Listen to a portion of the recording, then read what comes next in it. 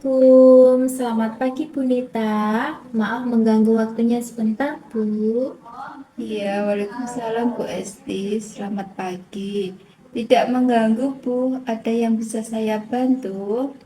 Maaf Bu, saya Esti Wayu Kurniasari ingin berkonsultasi kepada jenengan Bu terkait masalah cara memberikan kebebasan dengan anak sewaktu pembelajaran. Nah, saya takut Bu ketika dengan memberikan kebebasan kepada anak akan menjadi tidak terkendali atau seenaknya sendiri Bu. Bagaimana menurut Bu Nita cara yang baik untuk mengatasi masalah ini? Baik Bu Esti, kebebasan anak memanglah yang menjadi dilema ya Bu Esti ya. Di satu sisi dapat mengembangkan kreativitas anak dan di sisi lain akan membuat suasana menjadi tidak terkendali. Sebaiknya jenengan memberikan kebebasan anak itu secara pelan-pelan Bu.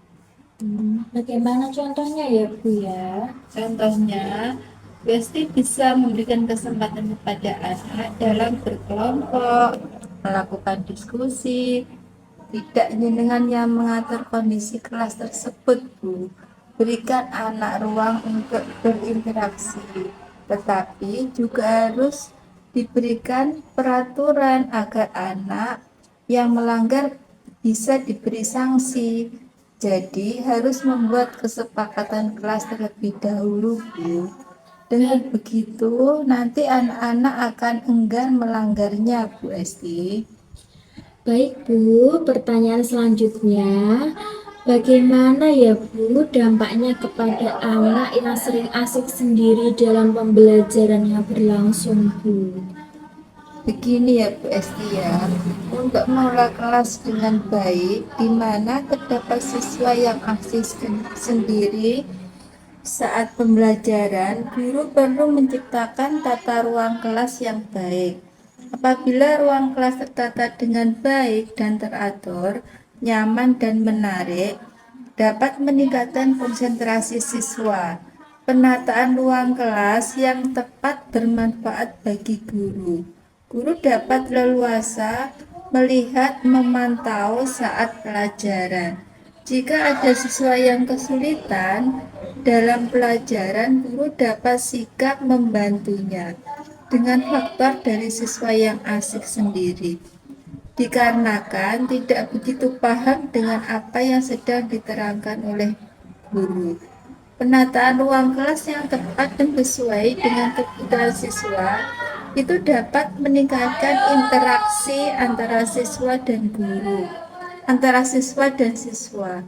Selama pembelajaran berlangsung dengan cara ini akan tercipta suasana pembelajaran yang menyenangkan, sehingga siswa akan lebih fokus memperhatikan saat pembelajaran berlangsung. Jadi, anak tidak asik sendiri dalam pembelajarannya, Bu Esti. Baik Bu Nita, pertanyaan selanjutnya, bagaimana ya Bu cara mengkondusifkan siswa agar pembelajaran berlangsung dengan baik Bu? Biasanya tidak kondusifnya pembelajaran itu di kelas bawah ya Bu. Tindak kondusifnya kelas tidak hanya terjadi pada kelas-kelas tingkat rendah, Bu Esti, akan tetapi dapat terjadi pada kelas dengan tingkat lebih tinggi. Hanya saja, bentuk ketidakkondusifan kelas ini antara kelas rendah dan tinggi mungkin berbeda. Jika kelas rendah cenderung ramai dan gaduh, maka untuk siswa kelas tinggi cenderung kurang memperhatikan, ngantuk atau sibuk sendiri. Oleh karena itu, bentuk penanganannya juga harus berbeda. Berikut ini tips untuk Anda para guru dalam mengondisikan kelas. Yang pertama yaitu atur kelas atau atur ruang kelas.